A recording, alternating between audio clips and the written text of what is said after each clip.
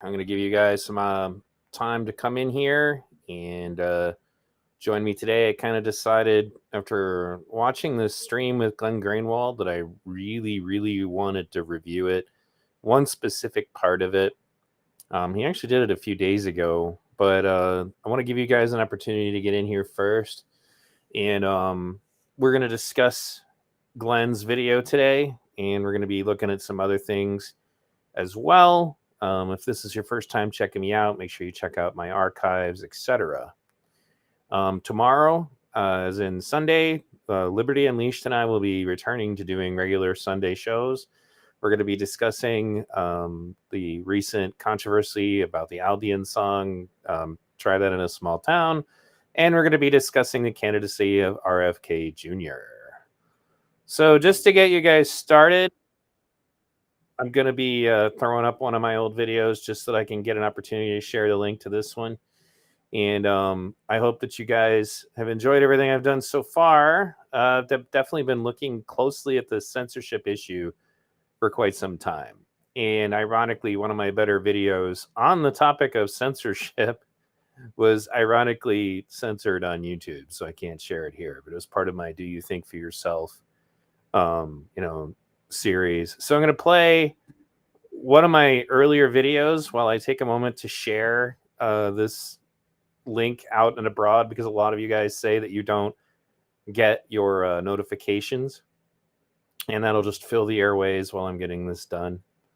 Thanks for tuning in today.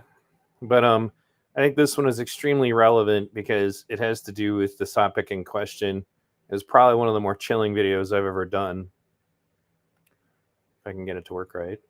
Media outlets. Yeah, media outlets. Those darn media outlets. All right, guys, sharing the link. Watch this until I'm done. So Elon Musk shared this tweet, and I went ahead and shared it on my wall. And I think he did it specifically because of what is in this video. And I decided that while I did share the tweet, I want to go ahead and do a "Do You Think for Yourself" video on this topic specifically. And as I say here, when the mainstream media says "our," in quotes, democracy, it's a Freudian slip. They believe they own it. And for many years, they did. In other words, our democracy does not mean you and me. It means the mainstream media owned our democracy. And who purchased that? Well, that would be the people who own the mainstream media. This is kind of what I was trying to communicate when I debated Sitch and Adam on this topic, because they believe that money has nothing to do with the outcome of elections. I'll probably still do a video about that later, but the main point here is this. When the media says a danger to our democracy, this is what they're talking about. And when you see other, like particularly the leftists who dominated Twitter, talking about our democracy, they were referring to the advantage that they felt they had when Twitter was being manipulated to be dominated by only one side of the narrative. Now, to my right-wing listeners, don't believe for a second that this is not also an issue on the right. And I'm going to get into that in a moment. But first, let's listen to this bipartisan media, meaning both sides, well, all sides of the media, are featured in this montage of media outlets, all seeming to say the same thing. Hi, I'm Fox San Antonio's Jessica Headley. And I'm Ryan Wolf. Our greatest responsibility is to serve our Treasure Valley communities, the El Paso, Las Cruces communities, Eastern Iowa communities, Mid-Michigan communities. We are extremely proud of the quality, balanced journalism that CBS 4 News produces. But we are concerned about the trouble and trend of irresponsible, one-sided news stories plaguing our country. The sharing of biased and false news has become all too common on social media. More alarming, some media outlets publish these same fake stories without checking facts first. The sharing of biased and false news has become all too common on social media. More alarming, some media outlets publish these same fake stories without checking facts first. Unfortunately, some members of the media use their platforms to push their own personal bias and agenda to control exactly what people think. And this is extremely dangerous to our democracy. this is extremely dangerous to our democracy. This is extremely dangerous to our democracy. This is extremely dangerous to our democracy. This is extremely dangerous to our democracy. This is extremely dangerous to our democracy. This is extremely dangerous to our democracy. This is extremely dangerous to our democracy. This is extremely dangerous to our democracy. This is extremely dangerous to our democracy. This is extremely dangerous to our democracy. This is extremely dangerous to our democracy. This is extremely dangerous to our democracy. This is extremely dangerous to our democracy. This is extremely dangerous to our democracy. This is extremely dangerous to our democracy. So when you listen to that, again, one of the things you notice is that all of these people seem to be reading from the same script, despite the fact that some of them work for CBC, ABC, MSNBC, NBC, and Fox. And that's because very few people actually own all of your mainstream media outlets. And I've discussed this in previous podcasts, but I will say that what we're looking at is this. During the Reagan years, they deregulated specifically the fairness doctrine. It used to be illegal not to give both sides of an issue.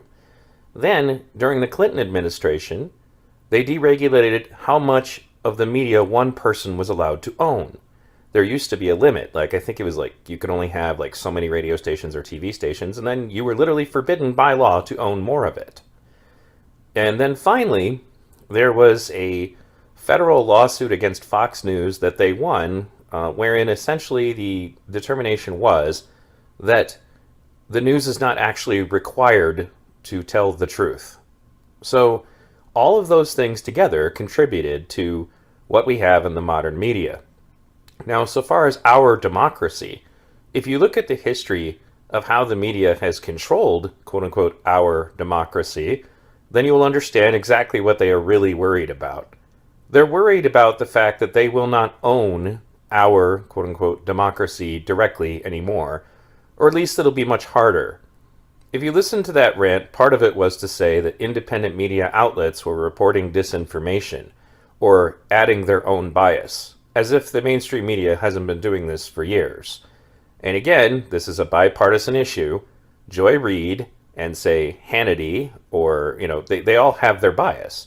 And you're usually tuning in because it matches your bias. People who actually want to hear the truth, well, that's kind of a smaller subset of, the citizenry, which is unfortunate. But that's what I'm trying to fight by having this channel. Let's move on. This one is one of my personal favorites. I am frightened by the impact on society and politics if Elon Musk acquires Twitter. He seems to believe that on social media anything goes. For democracy to survive, we need more content moderation, not less. This is a profound statement, but it kind of... Alright, so I've shared the link everywhere to get you guys on the stream, and hope you'll join us. I can share this video with you if you want to finish it, but it's ironically incredibly, especially that whole part here. For democracy to survive, we need more content moderation, not less.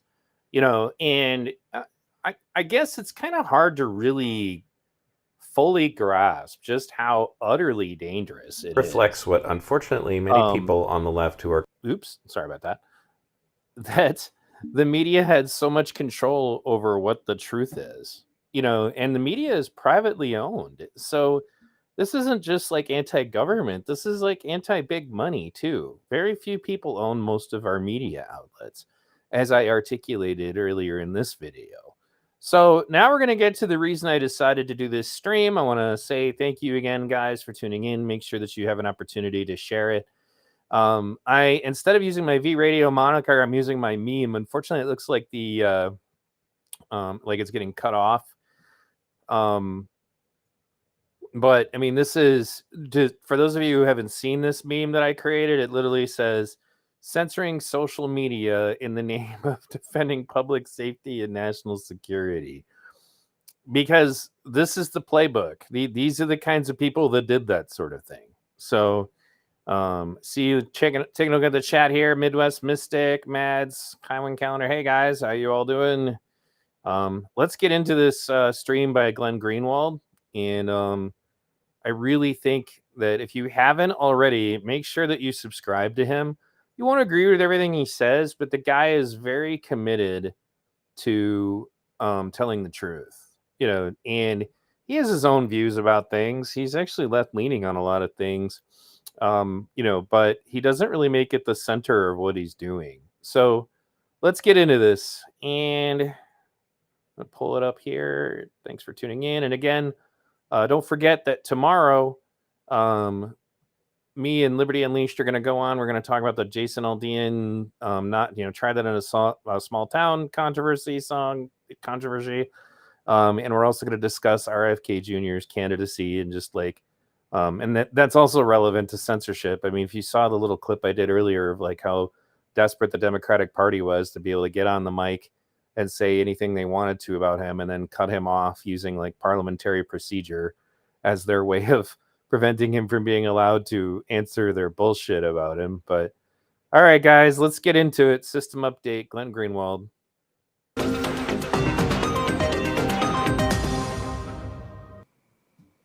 One of the most overlooked political realities is that it has been a top priority for the Biden administration, one that they announced even before President Biden was inaugurated, to usher in a new war on terror, specifically one that is primarily aimed not at foreign terrorist groups or at foreign state actors, but at domestic dissidents.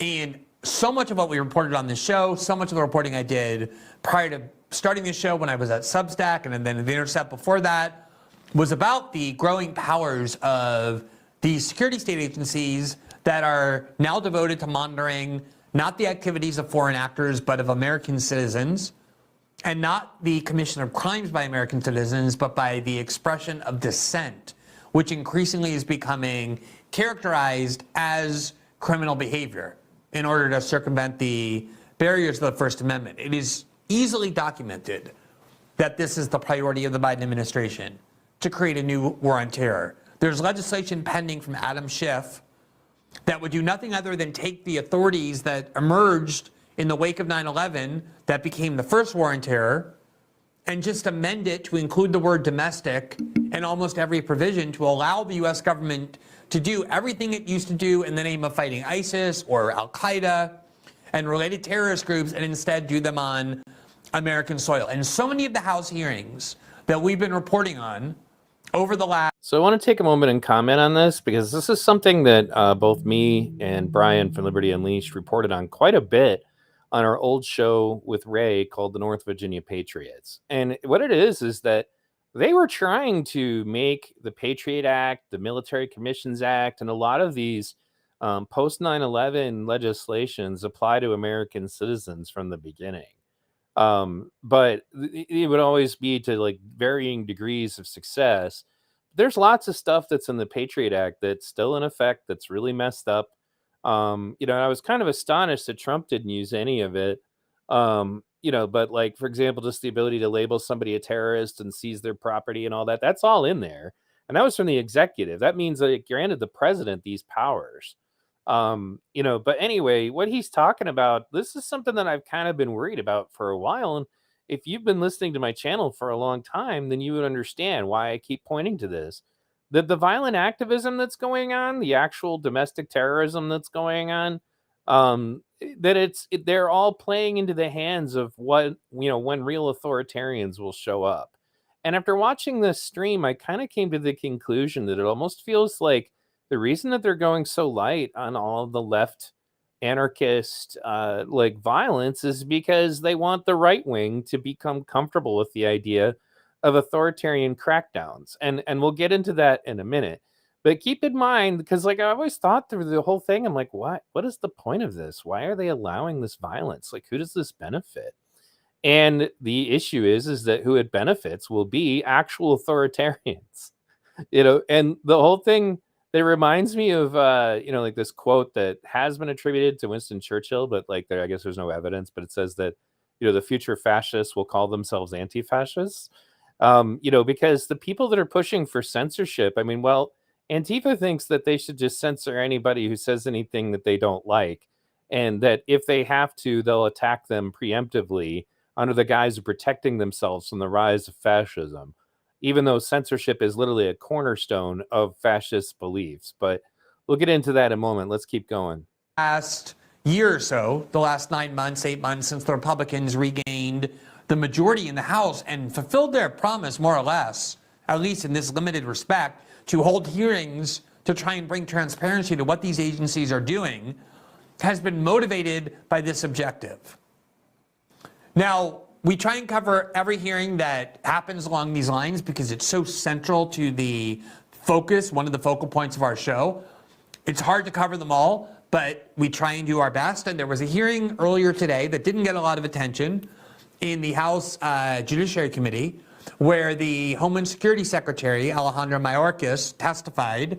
We covered the hearing from a couple of weeks ago, from I think 3 weeks ago, when FBI Director Christopher Wray did the same. And these hearings are starting to take on a very similar dynamic, where the better, smarter, and more serious members of the House Republican caucus focus on the censorship regime that has been systematically implemented by these agencies. That's what the Twitter files revealed. It's what a lot of other reporting revealed. It was why the liberal establishment became so contemptuous toward Matt Taibbi and toward that reporting, because they wanted that scheme to stay secret so that those of us who would denounce U.S. censorship could be told, oh, you're crazy, you're a conspiracy theorist, you're... This stuff that he's talking about those hearings, and I've done some conversation about this, but you really got to go back and watch the original Twitter files stuff. And the reason why those hearings bother me, I mean, aside from the obvious, you have Debbie Wasserman Schultz and then that black lady who represents like the Virgin Islands or something. Like, she's not even a real senator, but like playing the exact same role that they did attacking RFK Jr. and like using the exact same playbook of like, we're just going to attack you. And then when you try to answer for the things that we're lying about and saying about you, then we're going to quote unquote reclaim our time. Those hearings are a joke.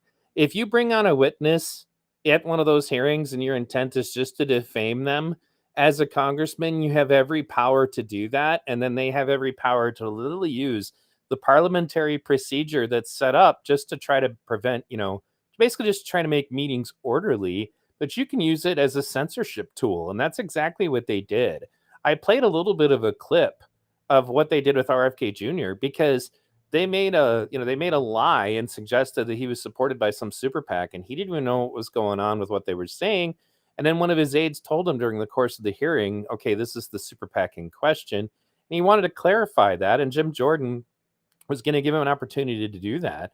And the lady in question had a freaking hissy fit, like literally a temper tantrum, like, no, Mr. Chairman, he's not allowed to speak, blah, blah, blah, blah, blah, blah. Like, why are you so demanding that somebody not be allowed to speak? That is the attitude now. They're becoming way, way too comfortable with censorship. So let's keep going. Imagining things that aren't happening. The reporting forever prevented that tactic from taking place because it made manifestly clear that it is taking place.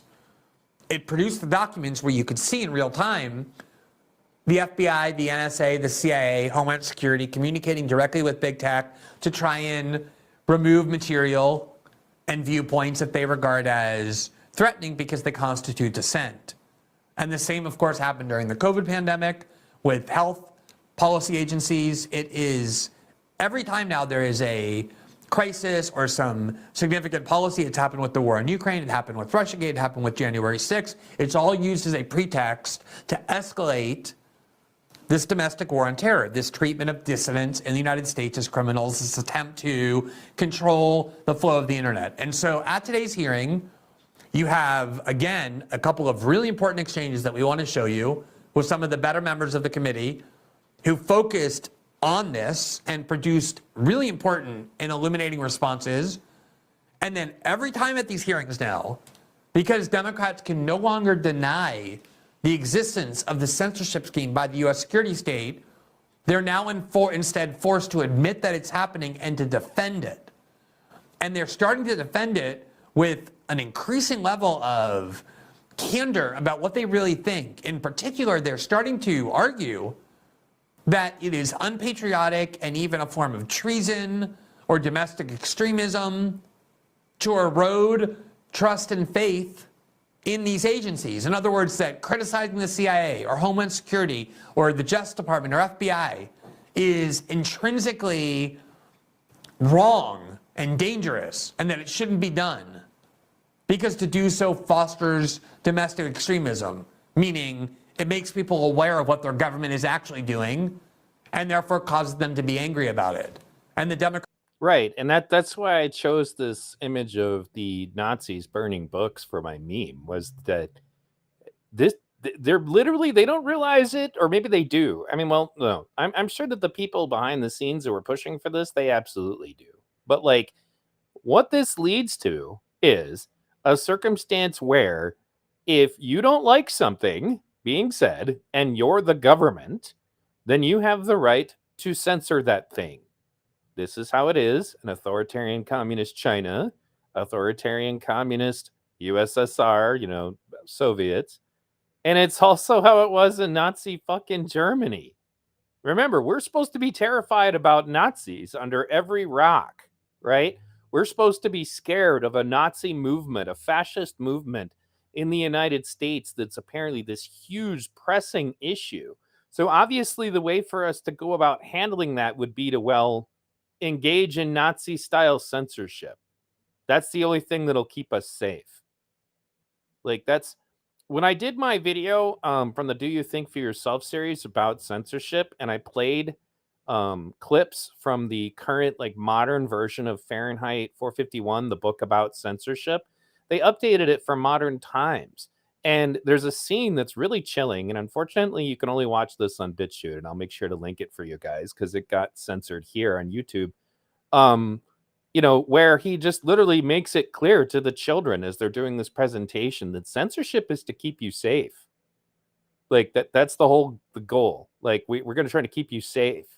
And they also tell you that you're likely to go crazy, if you hear certain ideas. And that's actually a point I made in my Discord the other day, as I did a question of the day. This is kind of a mild segue before we get back to it. But if social contagion is not a real thing, that's not a thing, that doesn't lead to people doing things, then why are they so terrified of people socially contagious, being socially contagious on the issue of fascism? They act like if certain words are uttered out loud, then it's like a magic spell that will just summon tanks rolling down our streets, and that any minute now a fascist regime will take place. That's how they act about this stuff. Anyway, let's continue. Democrats' view is that should never be done, that no patriot would ever dare criticize the government, because to do so the seeds of doubt about what our government is doing, erodes faith and trust in the government. Which is all the kind of concerns that the Soviet Union, Nazi Germany, and China would have. You can't, you cannot challenge the state ever. And if you're trying to do that, then you're evil, you're bad, you're a criminal even. And therefore is rightfully considered dangerous to our national security, and we want Homeland Security and the FBI and the CIA to be monitoring and hunting for dissent of that kind. So I know sometimes when I describe it that way, it sounds like I'm exaggerating or unbelievable, which is why we think it's so important for you to see the key excerpt at these hearings so you can watch the dialogue that ensues whenever Biden's top cabinet secretaries who oversee the censorship regime are questioned about it. Now, the first clip I want to start with is from Mike Johnson, who is a Republican from Louisiana. I had him on my show a month or so ago, after I think the hearing where he so adeptly questioned the FBI director. And I think because he has kind of a banal name and he doesn't draw a lot of attention to himself with rhetorical fireworks or with positions that are just catered to get attention for himself on cable news, he kind of fades a little bit into the woodwork, but I've become increasingly impressed with him the more I pay attention to what he's doing. He's a constitutional lawyer and focused on that before he entered the Congress. He really knows what he's talking about. I think he's extremely genuine about the principles he's defending, about the right to dissent and the importance of free inquiry and the dangers of having our government involve itself and to itself the power to decree truth and falsity and to try and ban free expression on the grounds that it's false. And so I want to show you the bulk of his exchange today with the Homeland Security Secretary, because it really illuminates, I think in a very clear way, what the U.S. security state is doing and how they're defending it, and what the actual critique is that I think every member of Congress should be vocally raising and objecting to. So let's start with that clip of Congressman Johnson questioning DHS Secretary Mayorkas earlier today. Secretary Mayorkas, we have the frustrating responsibility on this committee of providing oversight of your agency, but I have to be honest and tell you I'm not sure exactly what you do at the Department of Homeland Security other than great harm. On your watch, the data is pretty clear. We've had record levels of illegal immigration, a rapid decline in deportations, skyrocketing fentanyl deaths across our country, and the Secret Service, which is a DHS component, can't determine who left cocaine at the White House. In the middle of all this, you created this cybersecurity and infrastructure. I gotta add, by the way, that was a critical own. Like, I when he said that out loud, I thought about just making a clip of that by itself. You know, I thought it was funny that there was cocaine at the White House, but the full implications that the Secret Service supposedly cannot determine who left cocaine at the fucking White House, the implications of that are enormous. If you could if you could get cocaine into the White House and leave it somewhere and nobody knows who put it there, what is to stop you from putting a bomb or dangerous device or poison or anything you want into the White House? So I honestly, I'm going to be clear. I don't believe for a second that the Secret Service doesn't know where it came from. But the notion that that is their public position is absolutely crazy. Like that you can go ahead and say, well, we don't know who put the cocaine in the White House. So, and I'm gonna apologize for the stream quality. I don't know what the deal is. Sometimes when I play videos, they'll get all like garbled up, but the sound is still clear. So thanks for tuning in, guys. Again, this is a really important segment, so make sure that you're checking this out. And that's why I also took the picture off of my OBS. I don't know what the story is with this. Sometimes I have this problem. So anyway, we're going back to it. Infrastructure Agency, CISA, which is a division of DHS. And it's one of the Biden administration agencies that colluded with and coerced the social media companies to censor Americans' protected free speech online. That's specifically detailed in a 155-page court opinion that came out of the federal court in Louisiana in the landmark litigation of Missouri v. Biden. Have you read that court opinion? Congressman, I have not, and the Cybersecurity and Infrastructure Security Agency does not censor speech. Okay. All right, let me just stop there for a second, because when he questioned FBI Director Christopher Wray, he devoted 5 minutes of his time to asking about this court opinion. And I had him on that night and mentioned the fact that I'm actually amazed at how little attention that court opinion is receiving. Just to remind you, it was a federal judge who, for months, reviewed the record in a case brought by the attorneys general of Louisiana and Missouri that alleged that the federal government, not in an individual or isolated way, but in a systemic way, is functioning to censor the internet, to suppress dissent, exactly what the First Amendment is designed to prohibit. And the judge issued a 155-page ruling detailing all of the evidence that proves that that in fact is happening, ruled that it is one of the gravest assaults on First Amendment press freedom or free speech rights in years, if not decades, and enjoined the Biden administration and these agencies, including the White House press secretary, the FBI, the CIA, the Department of Homeland Security, the CDC, from continuing to pressure big tech companies to censor information online. This should be the biggest story in our politics. And yet, not only isn't it, there's only a handful of members of Congress even seemingly interested in this, talking about it. And one of them is Congressman Johnson. And he told me in that interview that he thinks that not only he, but everyone on this committee should be focused on this court ruling extensively. But it's so suppressed and so ignored that this happened that Secretary Mayorkas says that he didn't even read the ruling. And I believe him, because he's almost never asked about it in all the news shows that he appears on. So let's watch the rest of this. Well, that's the court found otherwise, and it's really curious to me. Actually, it's quite alarming that you haven't read the opinion, because your agency is listed in this opinion. The federal court looked at volumes of evidence over months of litigation, and they determined, among other things, that if the allegations made by the plaintiffs, the states in this case, are true, and hold on, the preliminary injunction was granted against your agency, sir, and other Biden administration agencies, including the DOJ and FBI, the court said it involves the most massive attack against free speech in United States history. And you're telling me this opinion issued July 4th has not reached your desk? No one's briefed you on it? Oh, I have been briefed on the Missouri litigation. Okay, but you haven't taken the time to read it yet. Congressman, no, hold on. Have you read it or not? I have read parts of it, Congressman. Oh, parts of it. Did you read the parts where it said that this is Orwellian and dystopian, and that your agency is involved in a massive cover-up of specifically conservatives' free speech online?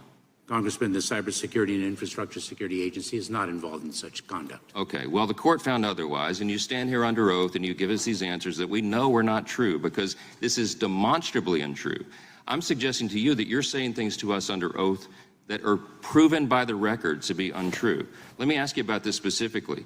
CISA was created to, we call it the Misinformation and Disinformation Subcommittee of CISA. Are you familiar with that? MDM, the MDM subcommittee, you're familiar with that? Congressman, I am very well aware of the threat of disinformation emanating from adverse nations. Are you familiar with the subcommittee? Just answer the question. I am. Okay. Does it still exist?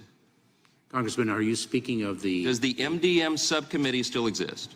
I would have to get back to you on that. Okay. All right. Kind of a big deal in your agency. I'm kind of shocked that you don't know the answer to that. Can you define what misinformation is? Congressman, misinformation is false information that is disseminated to... Excellent. Who determines what is false? Congressman, our focus... No, who determines what is false in your agency? If you're going to pull something off the internet and collude with a social media platform to make sure Americans don't see it, who determines what's false? Congressman, we don't do that. That's not true. That is not true. That is not what the court has found. I know that any of you who watch the show or who have been paying attention to the news cycle at all know that what he's saying is a lie. We read in the Twitter files endless streams of emails emanating from Homeland Security officials to Twitter detailing all of the content they wanted removed on the ground that it constituted disinformation in their eyes. Not from Al-Qaeda or ISIS or Russia or Iran, but from American citizens who were talking about COVID or the war in Ukraine or any number of other controversies. And that's why Congressman Johnson is uncharacteristically angry here, because he knows that what he's being told by the secretary under oath is a lie. Even before the Twitter files began, my former colleagues at The Intercept, Ken Klippenstein and Lee Fong, who we're going to have on the show tomorrow, Lee Fong, that is, published an article that I hope you'll go read. We've been over it many times before. I'm going to ask Lee about it tomorrow in light of this testimony, that published a previously classified plan by Homeland Security on more ways to infiltrate these companies to make sure that their desires for censorship were fulfilled. The scandal that erupted when they tried to appoint that joke of a person, Nini Yankovic, as the disinformation czar, came from Homeland Security. They have dozens of programs designed to identify what they consider to be disinformation and censor it off the internet. And all he's trying to do, Congressman Johnson, is his job of getting the basic facts to try and understand, how do you determine what is true and false to call it disinformation? And you just see him getting the runaround, not with evasive answers, but with lies. And it is frustrating, because he's seen all the same information that you have. This is not a Republican talking point. This is what the documents show. We've had people testify under oath that say, and you just defined the term, you're telling me that you don't know who determines what is false? Congressman, what we do at CISA the Cybersecurity and Infrastructure Security Agency is identify the tactics that adverse nation states use to weaponize disinformation. Okay, what is disinformation? What is disinformation? Disinformation is inaccurate information. Who determines what's inaccurate? Who determines what's false? Do you understand the problem here? The reason the framers of our Constitution did not create an exception for quote-unquote false information from the First Amendment is because they didn't trust the government to determine what it is. And you have whole committees of people in your agency trying to determine what they define as false or misinformation. That is not true. Well, then what is true? What we Please do enlighten us. Is what we do is we disclose the tactics that adverse nation states are utilizing to weaponize information. No, sir. The court found specifically it's a finding of fact that is not disputed by the government defendants, the Biden administration, your agency, the FBI, or DHS, not in the litigation. They determined you and all of your cohorts made no distinction between domestic speech and foreign speech. So don't stand there and tell me under oath that you only focused on adversaries around the world, foreign actors. That's not true. So what's really at the core here that you guys, like, everybody needs to understand. So, like, censorship is bad, as I've said many times in this channel, because human beings cannot be trusted with it. And it comes back to, like, this guy here, Mayor Koss, whatever the hell his name is, and people like him suggesting that we would like to be able to delete what we determine to be misinformation, right? And that whole concept. And then he said, oh, okay, well, that's interesting. So who gets to determine what is true and what is not? That is the chilling effect that people need to consider. Every time somebody suggests that it's okay to censor, you should ask who gets to determine what is and is not appropriate, right? There are exceptions to this, obviously, like children don't need to see genderqueer, right? It doesn't mean that it would ever be right to delete that book from existence, et cetera, et cetera. That's a bridge too far. But in comparison, the reason we don't have ministries of truth, which is a reference directly to authoritarian governments that would appoint committees that get to decide what is and is not said, is because humans can't be trusted to do that. And right now, the left is the tool to make this happen. But that doesn't change the fact that the right, it was literally the right that wrote the Patriot Act. That's why I'm trying to tell you guys, when you look at the artwork for my show, there's a reason for it, okay? The Republican Party brought us the Patriot Act in the first place, okay? And then now they're just trying to further go into those powers. Mind you, bipartisan passage, okay, you got to be truthful. Patriot Act, was passed bipartisan. And very few people voted against it. And the people who I would say and credit as being the most vocal as to what the problem was, who were actively in Congress at the time, was Ron Paul and Dennis Kucinich. Dennis Kucinich, who happens to be the campaign manager for RFK Jr. Okay, so anyway, getting back into this, you got to think for a second, who do you trust to determine what is and is not true? And if you want to know, classic examples of why humans can't be trusted with this, we can come back to the Hunter Biden laptop. Neo and Realist got his whole channel banned from YouTube for talking about that, right? You could talk about the various issues with the COOF.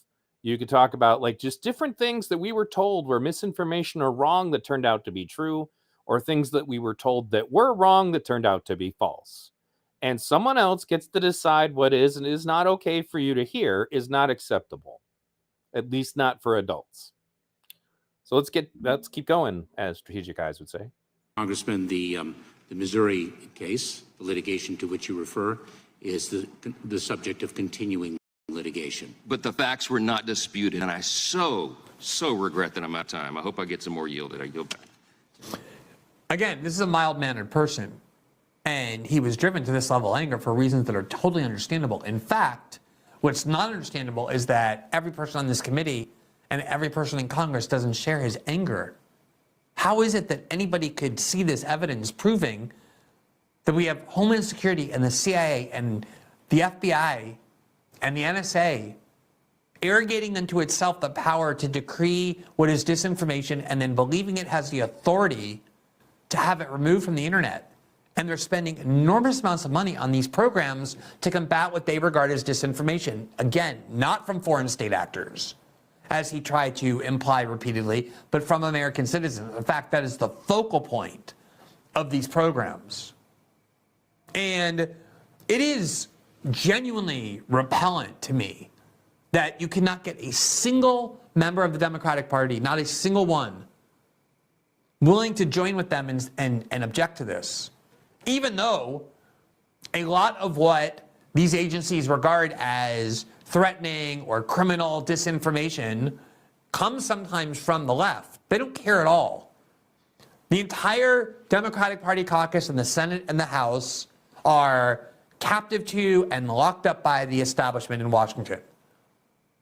Everybody, virtually, including the holdouts who are willing to defend AOC and the squad until very recently as some sort of subversive or anti-establishment radicals, have finally given up that argument. No one barely is willing to stand up in public and defend them any longer as anything other than establishment frauds. They're all completely satisfied with the fact that these agencies, the criticism of which have long been a staple for decades of left liberal politics. And he's right about that. And I actually did a video specifically about AOC because she's a total authoritarian. She has zero qualms whatsoever with censorship. She just straight up lied about Tucker Carlson, very, very clearly incitement to violence. And I was like, what the hell are you talking about? The notion that she's supposed to be the heir of the populist left movement, that's why I made a video comparing her stance on the issue as compared to Bernie Sanders. Now, I haven't seen what Bernie has done about this specific issue, but Bernie has been very anti-censorship over the years. And he was anti-Trump ban, for example. He was not okay with Trump being banned from Twitter because he said, if it's Trump today, who's it going to be tomorrow? But he's old enough to remember what it was like when, both sides would use censorship. Okay. So, and I want to be clear, not saying you have to support Bernie Sanders. My point is that what Glen's issue here is that this used to be a concept everybody just kind of understood. You can't trust humans with censorship. It doesn't matter if they happen to be from the Jackass Party or the Dumbo Party. Nobody should be allowed to censor you. Adults should be able to choose what they do and do not hear. Let's continue. Are now seeking to control. Oh, by the way, shout out to Cool Frog who's in the chat. Good to see you, man. The limits of political discourse in the United States, even though those agencies are the most aggressive liars in the entire government. I told you just a couple days ago that tweet from the New York Times reporter Cheryl Gay Stolberg, who was unveiling this theory that misinformation lies outside the First Amendment. This is what they're trying to do as a way to justify their censorship powers and claim that it's reconcilable with the First Amendment by claiming that they're not targeting dissent, they're targeting lies. But lying about politics is protected political speech, precisely as the congressman said, because nobody ever trusted the U.S. government to be the arbiters of truth or falsity. If you give the power to the state to decree truth and falsity and ban ideas that they determine to be false, that is despotism by its definition. If we don't have the right as Americans to debate and express and defend views the government regards as false, given how often the government has been caught lying about the most central matters, they're the last people you would want to trust to do that. Democracy really is only an illusion. And that's why I say so much more energy and attention is merited by this federal court decision and more broadly by these censorship programs that Democrats, after years of denying they exist, are now finally forced to explicitly defend. Yeah, and that's why they were so heated about the Twitter files, but again, like the video that I played at the beginning, this is extremely dangerous to our democracy, was the mainstream media crying about the fact that people are listening to people like Glen Greenwald or Cristobal and Sagar on Breaking Points more than they're listening to mainstream media. Tucker Carlson was the most viewed mainstream media person, and now he's getting more views on Twitter than he ever did on Fox. But the main point here is pay very close attention to this, folks. This is critical, okay? Watch out for this bullshit that they believe that they have the right to determine what speech can be basically excluded from your First Amendment rights. That they can determine, well, the First Amendment doesn't protect lies. Okay. The only thing that the founding fathers had any concerns about in regards to that, and back in those days, if somebody defamed you, you'd settle that with a couple of pistols at dawn. Like, that was really serious. You're not allowed to lie about someone's reputation or whatever, right? But however, the whole point of all of this is you need to be able to talk. We don't get to the truth of issues by not being able to speak. And that's unfortunately not what people like AOC and some of the other authoritarians, like, that's why I've said for a long time. It's not just a concept, it becomes a mentality. I have a censorship mentality. What does that mean? Well, it means that if you have a censorship mentality, then it's easier to just try to be sure that nobody's allowed to argue with you than it is for you to formulate an argument.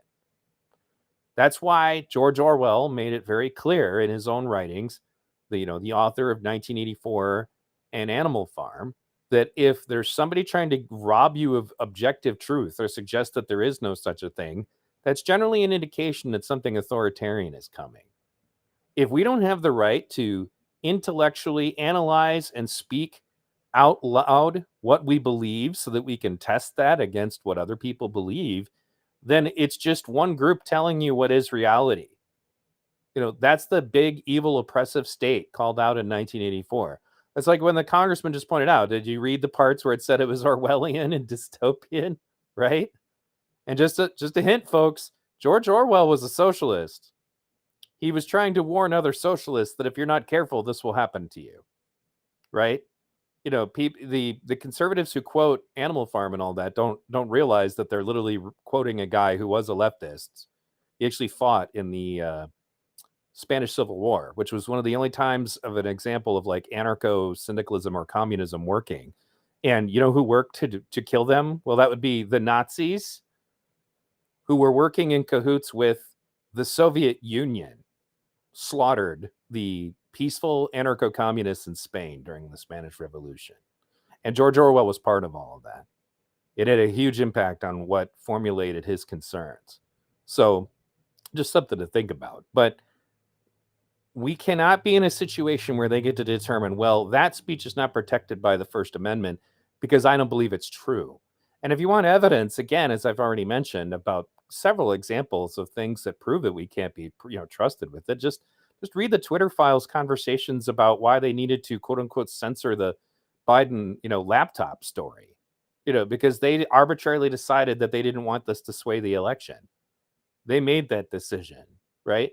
People cannot be trusted with that because it turned out to be true, right? How many other things, that's why Glenn perfectly points out all the different times that the government has been caught lying to us, right? Or even eventually they declassify it and they admit that they did it. This cannot belong to humans. The power to do this cannot belong to humans, period. So when people start talking about the lesser of two evils and which party is so clearly the lesser of two evil when it comes to considering third parties and the like, the fact that the Democratic Party is fully aligned with the agencies inside the government that have done the most amount of damage for decades, who are the most chronic liars. They don't lie about small matters. They lie to lie the countries into wars. That they are allied with those agencies, aligned with them, and far worse, satisfied, supportive of the fact that they are the ones who determine the outer limits of our political discourse, means that that party will never be the lesser of two evils. Unless you're somebody who just doesn't care about the bulk of political issues other than a tiny handful of culture war contests. And if that's your only agenda, then yes, Democrats are the lesser of two evils, and congratulations that they're more pro-trans than the Republicans. But if your worldview is even slightly broader than that, as Cornel West was saying when I asked him about this lesser of two evils argument, unless you're completely captive to the establishment way of understanding the world, this concept of lesser of two evils barely makes sense. Given that most of the time the parties, the bulk of them, are in agreement on most issues like they are with the war in Ukraine. But there are a wide range of issues in which the Democrats are the leading advocates of some of the most toxic and destructive policies and the worst people and the worst parts of the U.S. government. Let me show you one other exchange, which is one with the Secretary and Congressman Thomas Massey, who is a Republican from Kentucky and a quite principled defender of civil liberties as well as other limitations on government power. Here's his exchange. National Terrorism Advisory System Bulletin this year in February. It said the United States remains in a heightened threat environment fueled by several factors, including online environment filled with false or misleading narratives and conspiracy theories, and other forms of dis, and malinformation. Can you define malinformation for us? Set the setting, the context for this. He's reading from documents of Homeland Security that purport to define their function and mission. And one of the functions of the Homeland Security Department, as they perceive it, is to combat disinformation, misinformation, and malinformation. That's their own description of what they're there to do. Did you know that? That we have a part of the federal government that exists for some reason to combat what they consider to be falsehoods being disseminated by American citizens over the. So one of the things that this brought to mind for me was that there was a scene in this movie called Iron and Silk, and it's from the 80s. So it's the Cold War, and it's about this guy who traveled to China and eventually trains with Iron Fist, who is a kung fu artist from there. And Iron Fist actually plays himself in the film. It's a really good film. But there's a moment where, because he's an English teacher, it's pretty easy to get a job in China teaching English. And at one point, the conversation comes up where they say, the Chinese people say to him, well, aren't you concerned that, your private media might be lying to you? Because it doesn't have the government filtering what is true and what is not.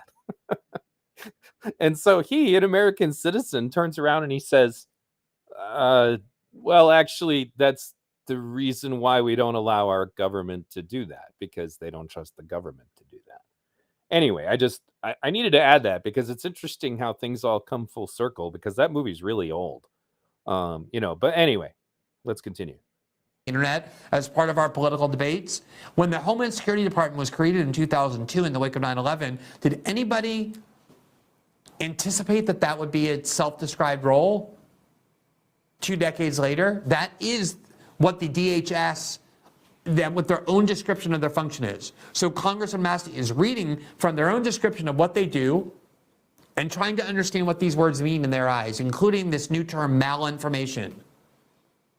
Why did they need a new term? Why wasn't disinformation and misinformation, already repetitive terms, sufficient? Here's why.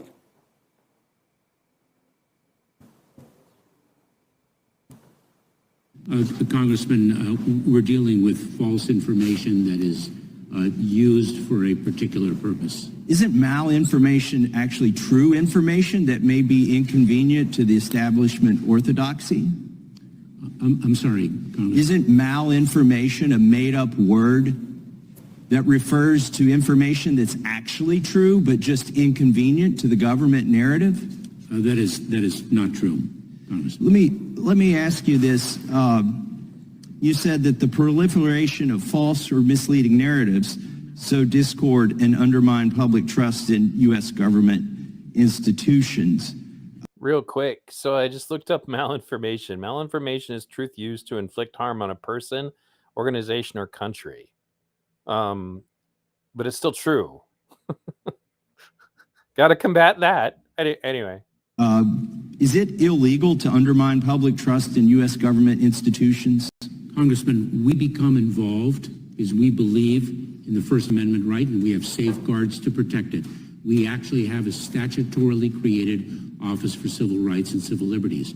We become involved not with respect to a particular ideology. We are ideology neutral, but it's connectivity to violence. Isn't larger government an ideology, the bigger government? Let me ask you my original question. Is it illegal to undermine public trust in U.S. government institutions? Congressman, We understand First Amendment principles. We embrace and protect them. Individuals can espouse whatever ideology they believe in. And so let me ask you the question, if you just answer it directly. Is it illegal to undermine public trust in U.S. government institutions? Isn't that, in fact, what we're doing here today? When we point out that you've released 1 million or 2 million people into this country without trying to deport them? I mean, are we, in fact, undermining trust in your institution? Aren't we doing that?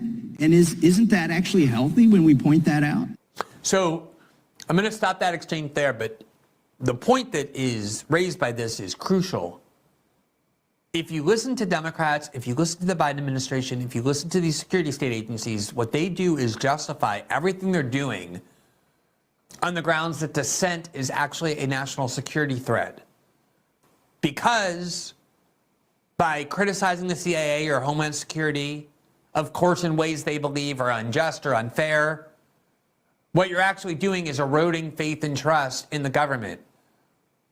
And that, in turn, may make it possible that somebody would want to carry out violence against CIA agents or FBI agents or Homeland. That's their theory for why the censorship is justified and why these programs to monitor what they consider to be domestic extremism are so necessary. Because we can't have public faith and trust in the CIA and the FBI and Homeland Security eroded. That is their prime argument for why dissent is a national security threat, and obviously why dissidents, people who express dissent, are national security threats that the U.S. security state ought to be monitoring and working to silence and weaken, just like they used to do about Al-Qaeda or before that Soviet communism. That is their principal enemy. Their explicit view is that the #1 national security threat to the United States are domestic extremists. And that's why they want these agencies with even greater power to act against them. So let me show you a couple Democrats who are on the committee who have been, who today acted to defend the secretary. Here, first of all, is, I want to show the Hank Johnson clip first. So here is Hank Johnson, the Democrat from Georgia, who, by the way, ran for office as a civil libertarian. I remember early on in my journalism career, I used to hear from his office all the time and from him. I think I interviewed him a couple times even, because he was very supportive of the work I was doing against domestic spying in behalf of privacy rights, against the FBI, because that's what he presented himself to be.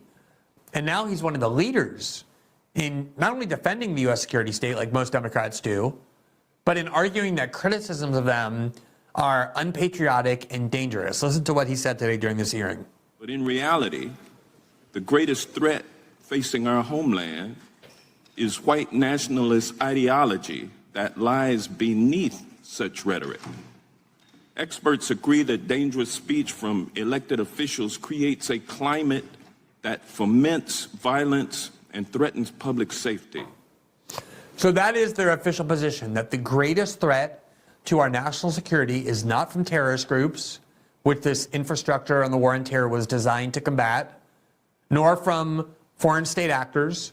It's from domestic extremists, as they defined it. Here is Congressman Adam Schiff, the person I would describe as the most authoritarian member of Congress and most definitely the worst pathological liar. He's now running for the Senate in California. The Democratic establishment is openly supporting him, even though he's running against the African-American Congresswoman Barbara Lee. Ordinarily, that would be considered the wrong thing to do if identity politics was applied consistently, but as we know, that's just easily waived whenever it suits them.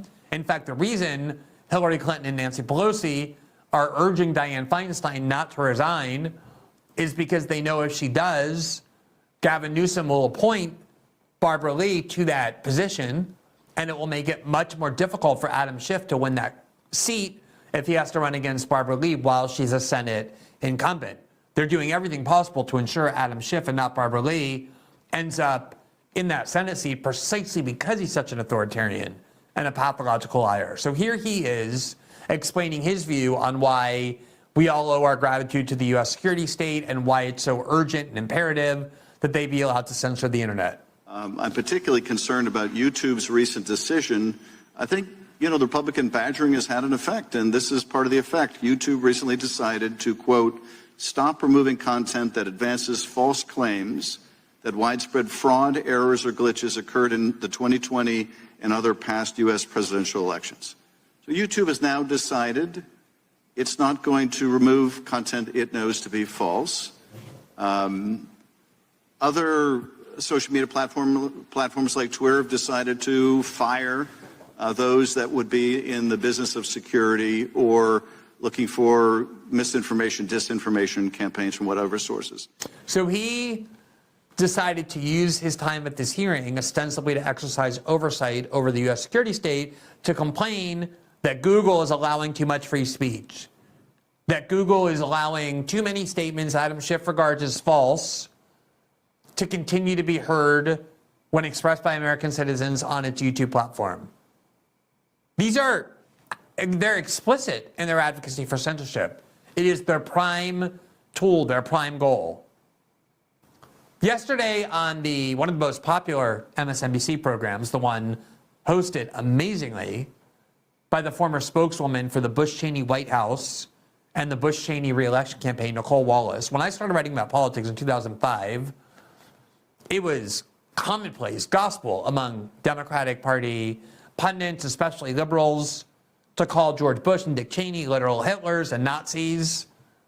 And yet now their primary operatives, their spokespeople, are the most beloved pundits in American liberalism, the host of MSNBC's most popular shows. Not to mention the fact that they're basically making darlining. Is that a word?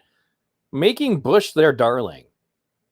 Like the left slurping at Liz Cheney's feet because she talks shit about Trump is just astonishing to me. And I did like multiple videos on that, and I had to fight with a guy named Liberal Dan about it. You guys can watch those. I just couldn't believe it.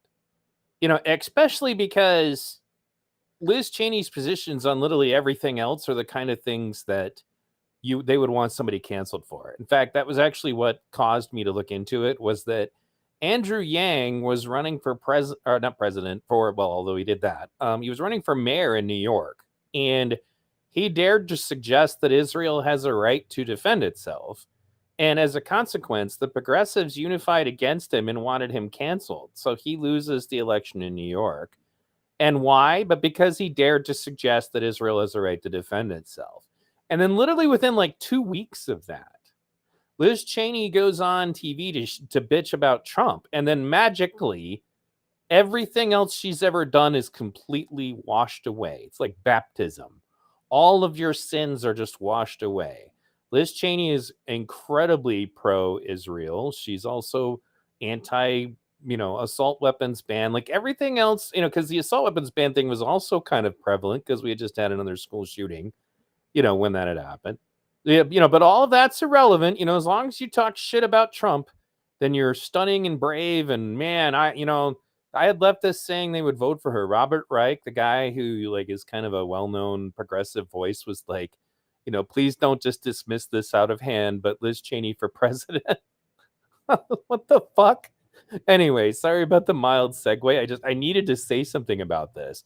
But Glenn has been doing a fantastic job, for example, of pointing out that people who used to be part of the Bush administration or Bush and Cheney themselves, people who used to advise them have found their way back into the White House. And he did a whole stream about this topic because one of the neocons who pushed for all this war shit, who was literally just openly saying whatever crazy, far right Christian thing that they wanted him to back when he was working for Bush, is now all of a sudden woke. Like one of these guys who advised the Bush administration is now all of a sudden woke, but it also puts him in a position to push for things like, say, Ukraine. So the neoconservatives don't actually really care about any of that shit. They're just very pro-war. So be on the lookout for them. And don't forget that the Republicans have had them in their party, and now the Democrats do. The deep state, as Cool Frog pointed out, the deep state likes war, or specifically usually has some reason for wars. And no wars happen without their approval. Let's continue. The writers at their beloved magazines like The Atlantic, that Jeffrey Goldberg runs, or David Frum is a writer who is Bush's War on Terror speechwriter, et cetera, et cetera.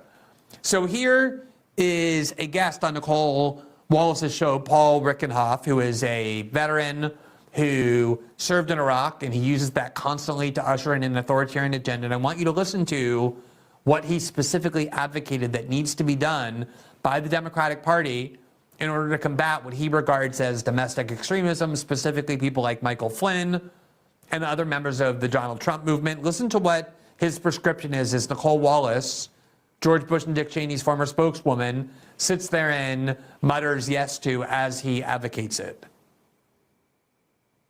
I wouldn't dismiss it as just something that only people on the right or watching Fox News can latch onto. I mean, we're in a battle for hearts and minds. And there are people who are on the fence. You've got to have leaders and messages and messengers and programs that get to those people, that bring them over into community organizing and into nonprofit organizations and away from the Patriot Front and the Oath Keepers. And I think the parallels with 9/11 are important. We've talked about this before. After 9/11, the laws didn't work. Like, they made massive changes to respond to a new threat. And I think we have to. I got to say something about the Patriot Front. The fact that the Patriot Front is already a talking point on mainstream media for mainstream people is so fucking laughable. Because they're nothing. They literally seem to exist solely to justify the fascist white supremacist boogeyman myth. And the one time that an organization similar to them, well, actually, I should point out, because I made another observation earlier, because I was watching a video that was about like another one of those examples of a couple of trans drag queens reading to children in very suggestive clothing and all of that, was that there was a Christian group that was there protesting, but the name of the video was Neo-Nazis Show Up to Protest. And the neo-Nazis were there. But the thing that keeps happening that's strange to me is that every time real neo-Nazis show up to one of these things, for some reason Antifa is never around. Like, what, you know, they'll show up at the Wii Spa to beat up soccer moms and street preachers and, you know, and journalists. They'll do that, but you never see them actually attacking real neo-Nazis. You know, and I remember very clearly feeling and predicting, because neo-Nazis are showing up at these things to say that they don't like pedophiles, that what would happen would be, if you oppose pedophilia, you're going to get labeled a Nazi. And I called it, because that's exactly what happened. So anyway, mild segue, but the Patriot Front is fucking bullshit. That's obvious. And then when another white nationalist group similar to the Patriot Front showed up, and this is in Portland, Antifa never shows up to attack them. The Proud Boys had to do it. The Proud Boys had to beat the fuck out of the racist homophobic group. Why is that? And it starts to make you wonder, because there are true believers in Antifa. There definitely are, but Antifa's a cult. Just like the KKK is a cult. Some of these other organizations are cults, okay? But there's obviously someone else manipulating things. And we're going to get into that in a moment, because right now the left thinks that they're in a unique position, that the government is never going to come for them. And Glen's going to get into a document that I'm going to take a closer look at that had to do with like a domestic terrorism report that's supposed to go into why they're convincing us that we need all of this authoritarian shit to keep us safe. To face the fact that many of our structures, laws, and policies may not work. After 9/11, we created the Department of Homeland Security. There was the Patriot Act. There was massive change in our entire society to face the number one threat, or at least what was communicated as the number one threat. I think we need the same kind of tectonic shift. It's got to be much more than see something, say something. But maybe our laws need to change to respond to the fact that someone like Mike Flynn, the former national security director, is openly calling for violence consistently. So what he's saying there, real quick, Mike Flynn actually shared my documentary about Kyle Rittenhouse. Funny story. Anyway, is that the edifice, the infrastructure built after 9/11 to combat the foreign threat of things like the Homeland Security Department, the Patriot Act, all of those other powers that were assigned to the Bush administration that liberals routinely called fascist, are insufficient. They don't go far enough in dealing with the current threat of domestic terrorism that the United States faces, and therefore we don't just need a Patriot Act or a Department of Homeland Security to combat the Trump movement and people he regards as extremists like Michael Flynn. We need to go beyond that. That is the position of the Democratic Party. We need a new domestic war on terror. That's what he's saying.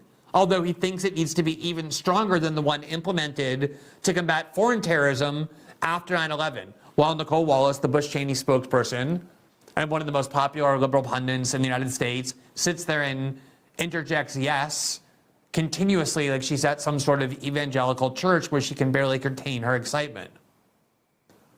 This is the context for this hearing and for all the other hearings, that this is the posture of the U.S. security state.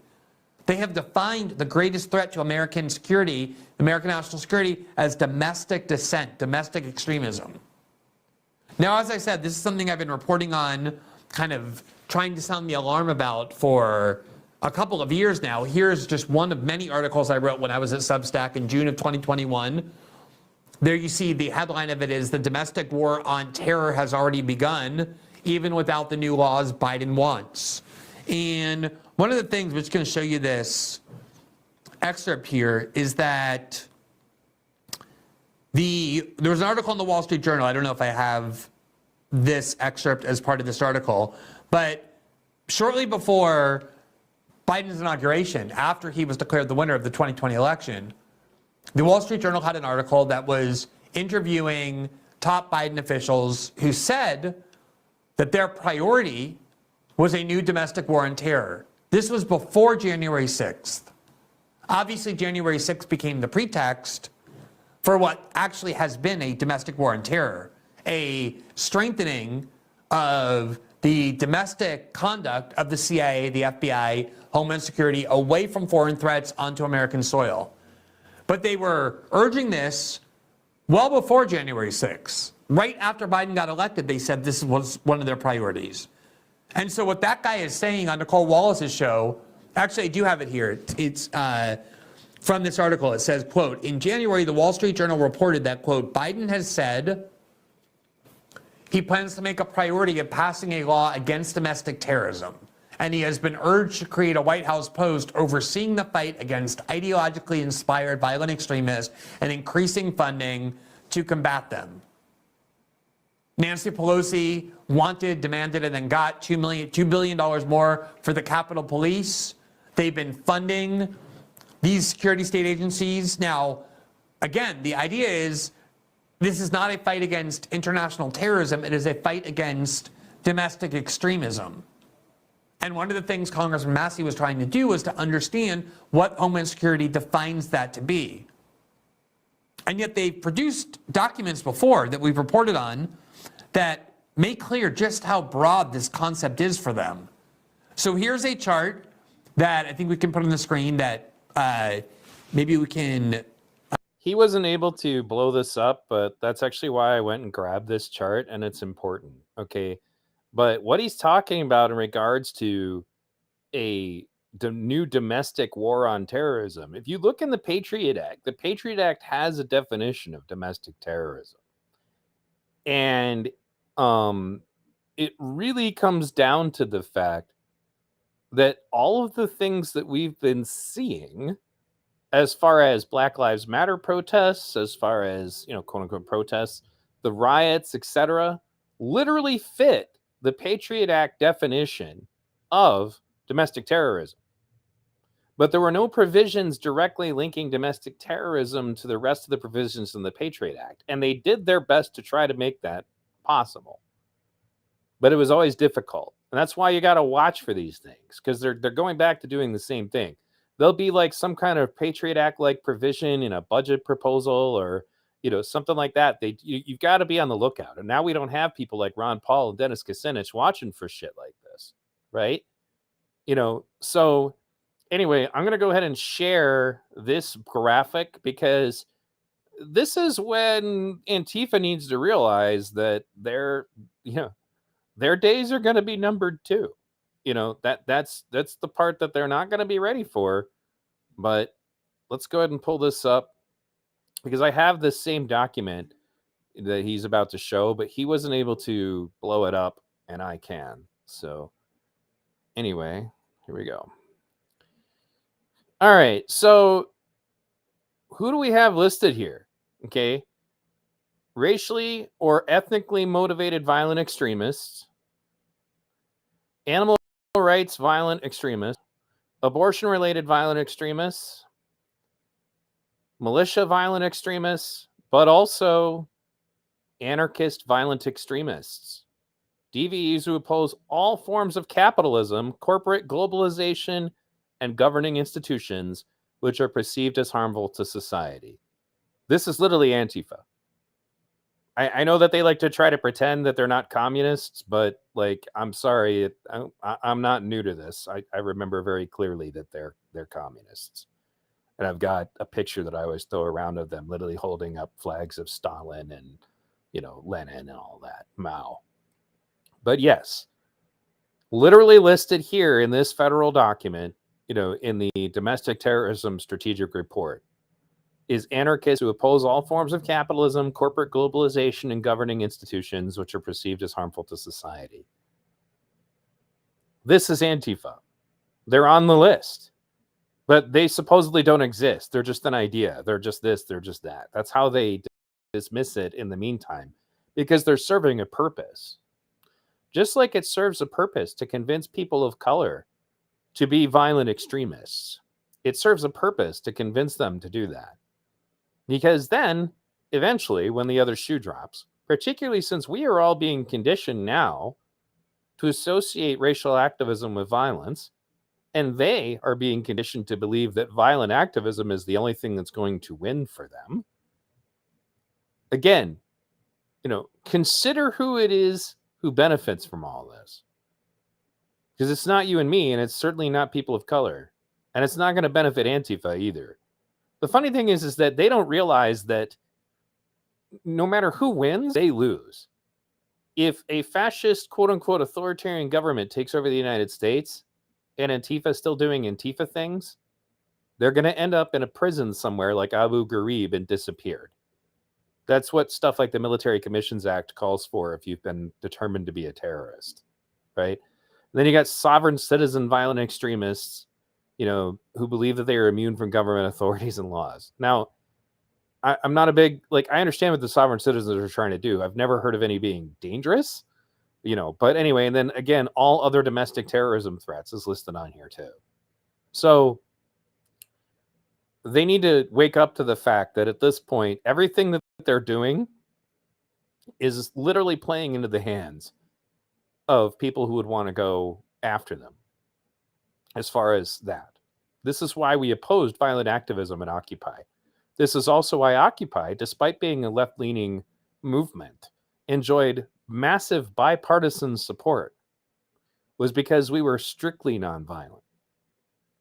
To convince you to be violent gives the state the excuse to come after you. And that is one of the things that I remember as I was watching, as things went down during the Trump administration, say, with the Chaz Chop and all of that, was that there were Republicans, moderate Republican friends of mine, who would have been aghast at the notion that you might send in federal troops to round these people up and arrest them, going, man, just arrest these people, put them in prison. And that's because they were being conditioned to be accepting of that idea. Don't think that this doesn't apply to you. And obviously, I'm very much opposed to all violent activism and make that abundantly clear. And I do think Antifa should be arrested. Hell, even Crowdsourced Politics thinks that Antifa should be arrested. Cypher in my Discord. Okay. But remember that this notion of allowing these people to do the things that they're doing is having a psychological effect on you. And I don't think it's an accident that the government has let these people run wild. I don't think that's an accident at all. especially if you go back and remember what it was like when Obama had finally had enough of the Occupy movement. Like, if that was a massive, very physical removal of activist movements is what happened. You compare that to, say, Kenosha, when they're just allowed to blow up and burn and hurt anybody that they want, and the government just sits there and lets them do it. Why are they doing that? What is the motive?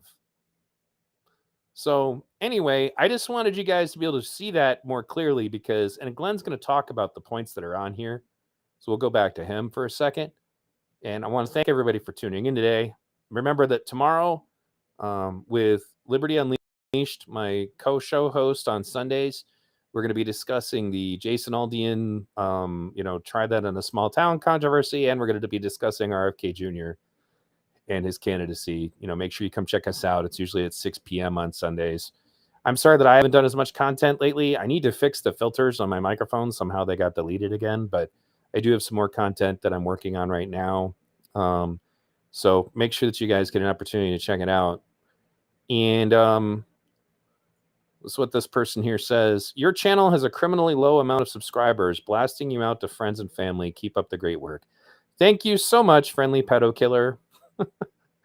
I like your name. But yeah, definitely. There are a lot of people who have said that. And if you guys support this kind of stuff, you're going to have to share it. The algorithm doesn't do it. In order to share my shit on Twitter, I usually have to repost it in like a million threads manually because it's not going to go up on its own. And the reason why I had to take a moment as I started this stream was to go share the link everywhere is that people tell me all the time that sometimes they just get magically unsubscribed to my channel or they don't get notifications when I go live. Okay. So if I don't do it manually, it doesn't get out.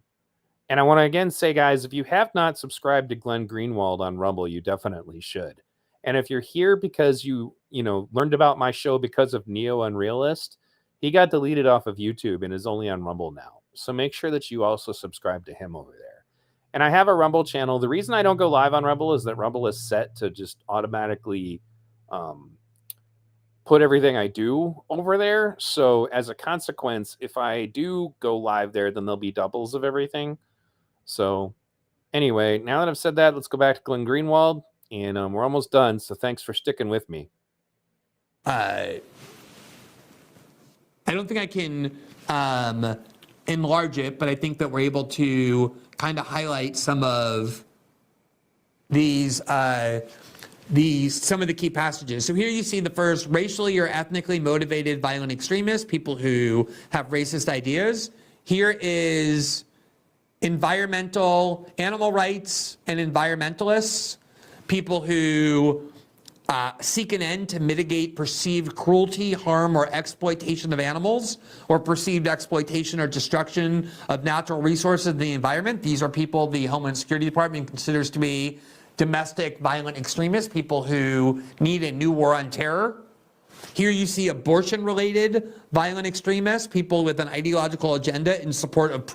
I do want to take a moment also to comment on this in regards to the word violent and how they're trying to rework what the word violent means. You notice that? We're being told in like a real 1984 fashion of newspeak that violent includes just saying things that people don't like. Like you're violent if you say that, trans athletes should not be allowed to participate in the women's division if they have an advantage. That's violence. And the reason why it's critical to understand that them trying to redefine the word violence is so dangerous is if you are inflicting violence, it is then considered socially acceptable to use violence on you. So if they can reword what violence means to include saying things someone doesn't like, then you at that point have every right to take violent action to deal with it. Think about all the different ways in society, the things that we justify when somebody is violent. Think about all the different times that we say, well, it's not okay to be violent, so therefore it's okay to take away your rights if you're violent, right? Now, that issue is not being made specifically by the government here, but at more and more of these congressional hearings, you're hearing people say violent this and violent that. They want, or God, like I brought up AOC earlier, very, very clearly incitement to violence. They want violence to mean something that it doesn't. So anyway, let's go. Pro-life or pro-choice beliefs. Here's the most important one: anti-government, anti-authority violent extremists. Domestic violent extremists are people with ideological agendas derived from anti-government or anti-authoritarian sentiment, including opposition to perceived economic, social, or racial hierarchies, or perceived government overreach, negligence, or illegitimacy.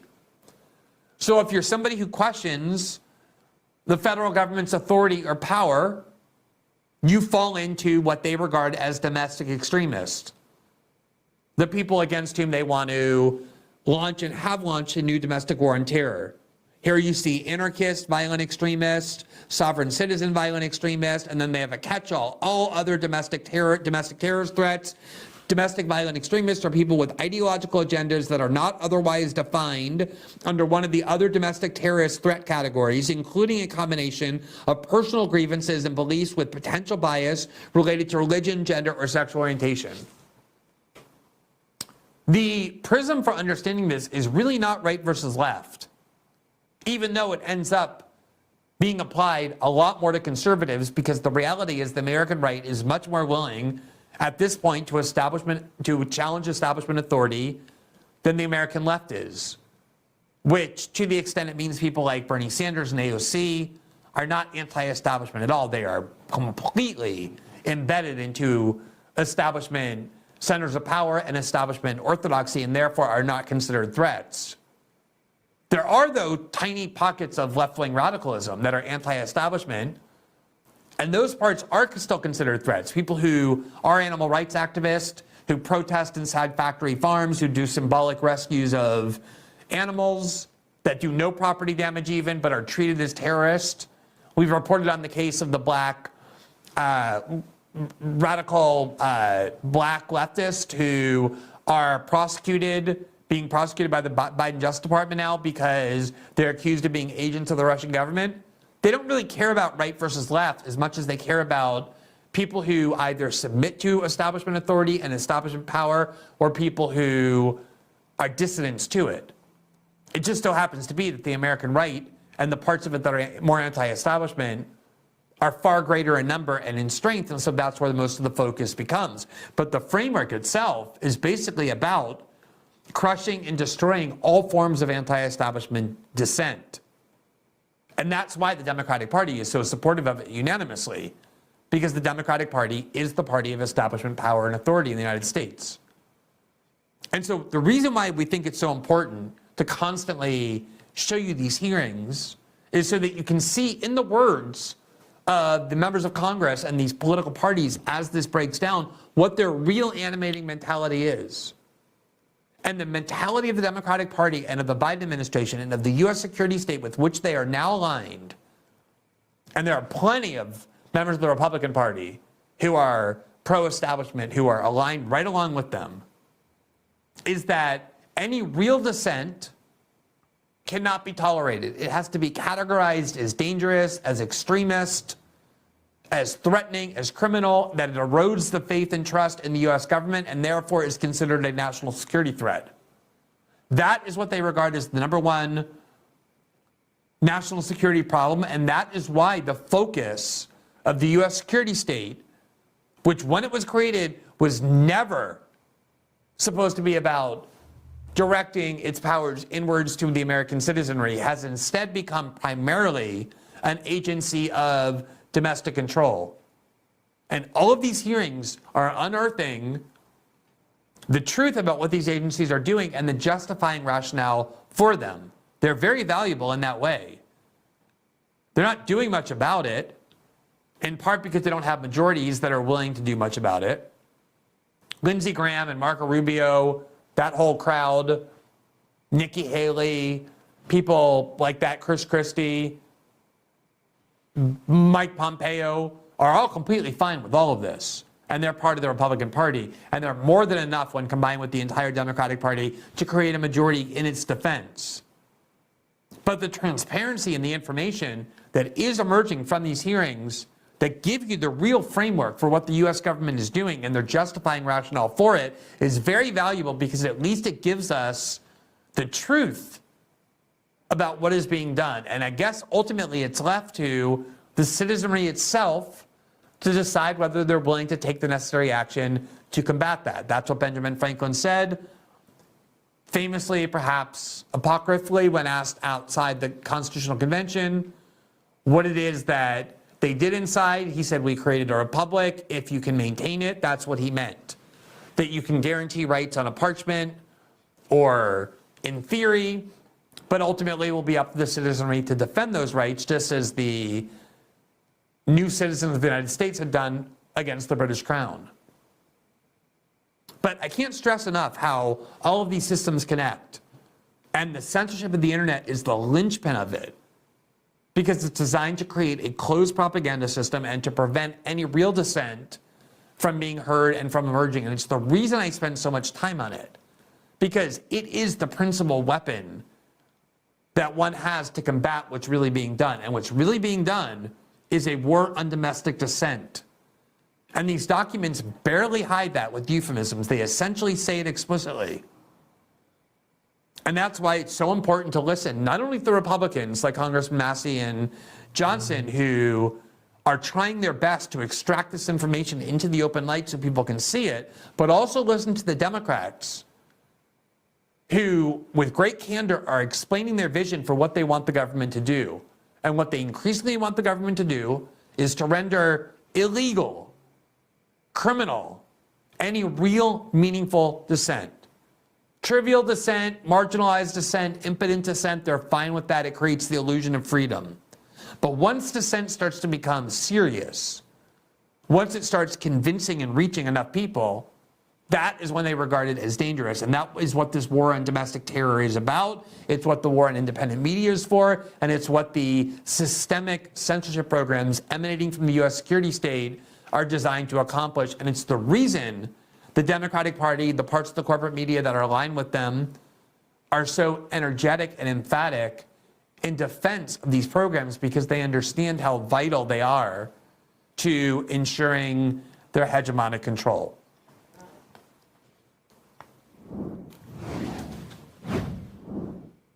So earlier today, just to conclude the show with...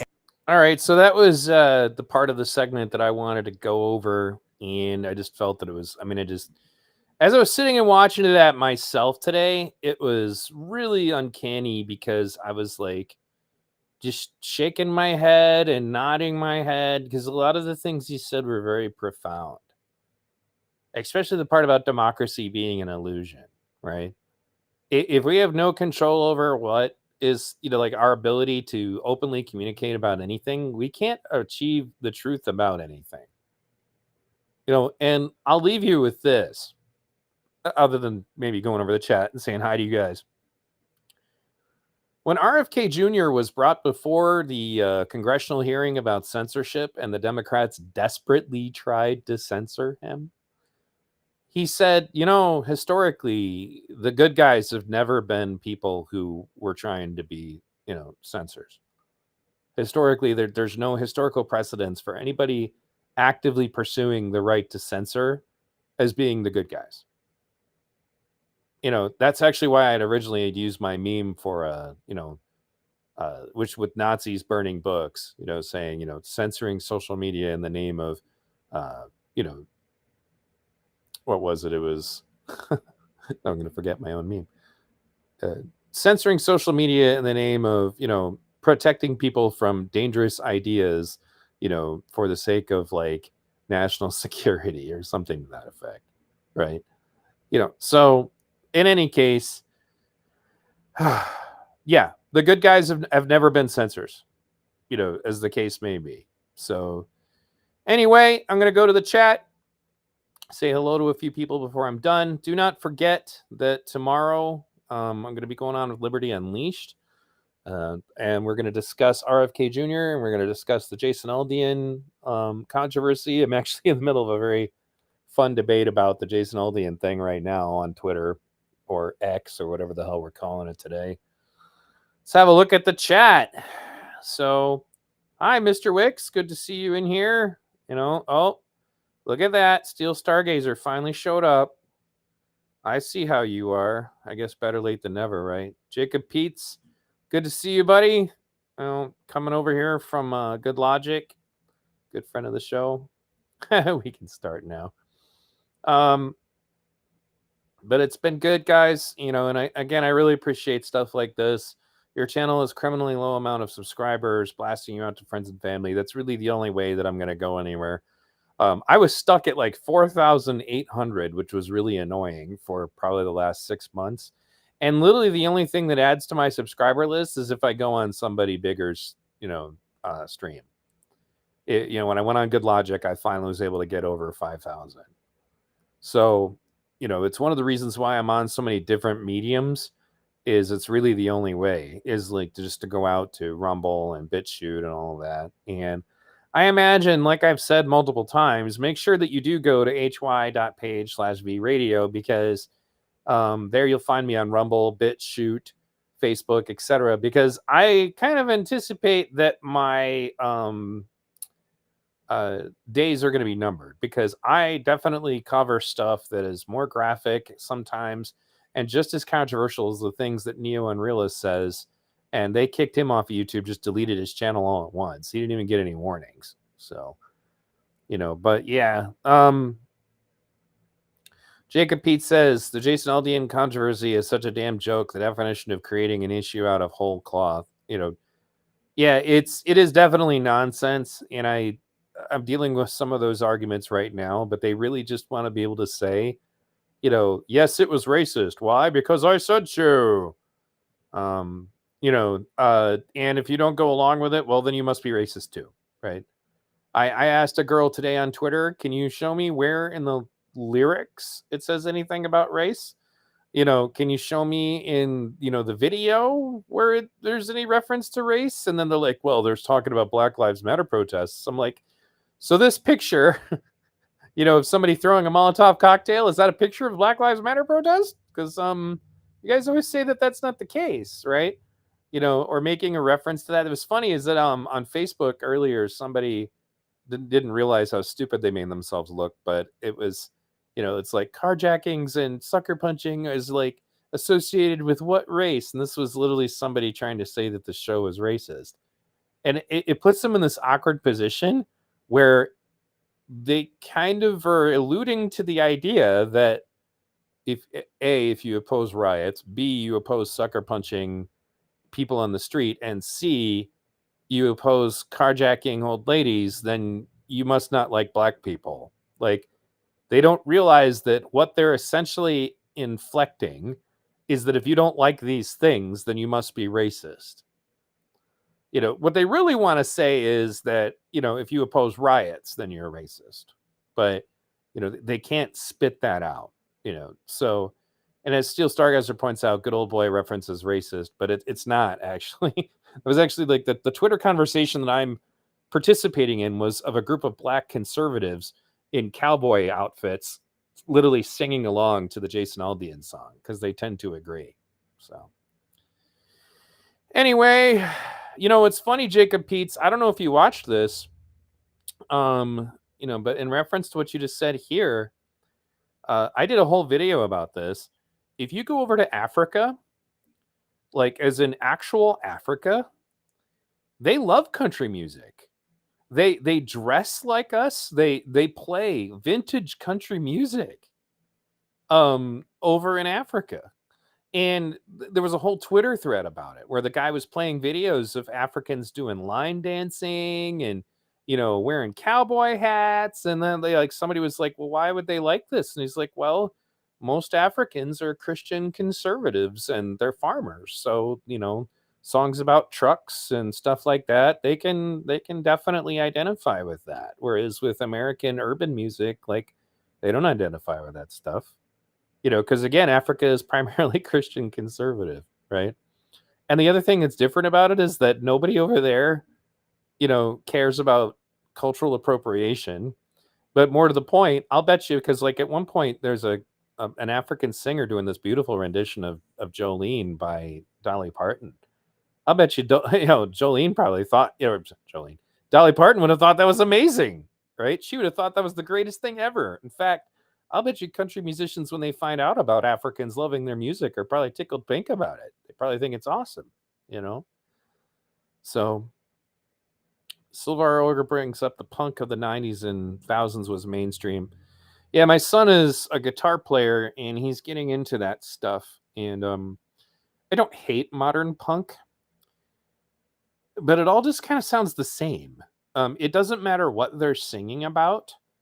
It all kind of has that mildly goofy tone to it. Like if a modern punk artist is singing about somebody who is depressed and has suicidal thoughts, it sounds exactly like a song about anything else they might sing about, you know, so. But yeah, the TN Tricycle says they're now lacking the BLM boot. I'm like, I mean, they don't have enough boots? I'm sure you meant licking, but yeah, because they're trying to claim that punk and metal are both woke only. And I'm like, nah, I don't think so, bro. You know, in fact, unfortunately, there were a lot of white supremacists that were interested in some of that stuff too. Like Nazi skinhead music is definitely a genre of punk, unfortunately. Not that that's, you know, a generic across the board, but the notion that punk is somehow just automatically woke is just ridiculous. So, but anyway, guys, thanks for tuning in. I saw a lot of new faces here today. Again, I'm sorry about the video quality. I don't know what's going on. I've got a great video connection. Like it's like my downloads like 900 and my uploads like 50, and I'm not doing anything in the background on my computer, but sometimes when I play videos now, for some reason it'll do that choppy thing, but the sound is always clear. So, you know, anyway, I've almost been at this for 2 hours. I want to go get something to eat. And I really appreciate you guys tuning in today. Please make sure that you share my work. And if you can support me, I'm now back to asking about that because ironically, the day after I did the stream saying, hey, don't worry about supporting me financially, I literally got laid off from the little job that I had doing things online. So my income got cut in half. So if you want to support me, you can do that via Patreon, PayPal, Subscribestar. You know, if you'd rather use Venmo or something like that, just reach out to me. I can take those too. I just don't put them everywhere. And I appreciate it. You know, obviously I'll be working on doing some more stuff. One of the reasons why, like, actually I had this huge burst of content not long ago, did a bunch of long streams, and you just get burned out. And then you can keep going at that point. But if you do, the quality shoots way down. And I've also noticed that, you know, as I get blackpilled about certain things, you know, yes, even I occasionally lose faith, right? You know, that you don't want to go live when you're like that. That's not the guy that you guys want to hear from. You know, and also just like losing your patience with people. Occasionally I have to kind of take some time to recharge, you know, maybe play some Steel Star. The percentage on YouTube super chats is not too bad. It's actually not that bad at all. So it didn't seem like 30% to me. I know I usually get most of it, but anyway. But PayPal, you know, I have that too if you guys prefer. But anyway, you start to get to a point where the quality takes a dive. And especially since you guys are accustomed to me being a calm and rational guy, if I'm irritated for a while, you know, then it's probably best that I not go live when I feel like that. That's why, like, friend of the show, Winning Reality, has been asking me to do a weekly segment with him. And I'm already doing a weekly segment with Liberty Unleashed. And I just, you know, sometimes I just know it's like, nope, today I'm not feeling it. I better not do it today or it's not going to be good. So anyway, folks, thanks for tuning in. I appreciate it. And I hopefully will see, you know, you guys tomorrow, 6 p.m. Eastern time. Liberty Unleashed and I are going to discuss the Jason Aldean controversy about the show, about the song Try That in a Small Town. And we're going to be discussing RFK Jr.'s candidacy for president. And I look forward to seeing you all there. Take care.